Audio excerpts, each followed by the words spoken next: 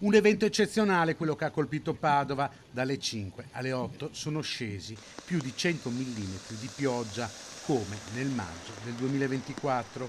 Tanta pioggia è scesa in poco tempo anche davanti alla sede della Protezione Civile di Padova, dove è stato aperto il COC, il centro operativo comunale. Le zone più colpite, quella a sud e quella a ovest della città. La zona più colpita dal punto di vista delle piogge è la zona ovest e la zona sud con quantitativi molto importanti. Ed è lì che abbiamo registrato i disagi più grossi, a seconda anche della fragilità dei diversi punti della città.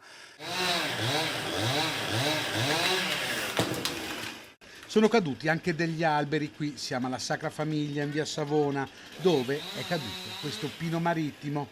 Altri crolli si sono verificati in via Montepertica, in via Castelfidardo e in corso Irlanda. Nonostante siano passate molte ore dal fortunale che ha colpito la città di Padova, qui a Brusegana in via Santi Sebastiano e Fabiano, è la strada che porta all'aeroporto, l'acqua è ancora molto alta.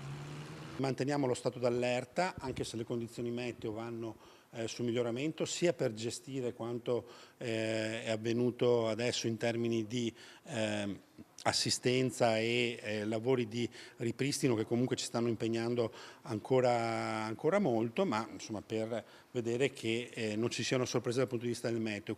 Questo è il bacino di laminazione di Brusegana, lo vedete, si è riempito. È una delle opere che il Comune ha messo in atto, ha realizzato per cercare di contrastare questi eventi sempre più estremi.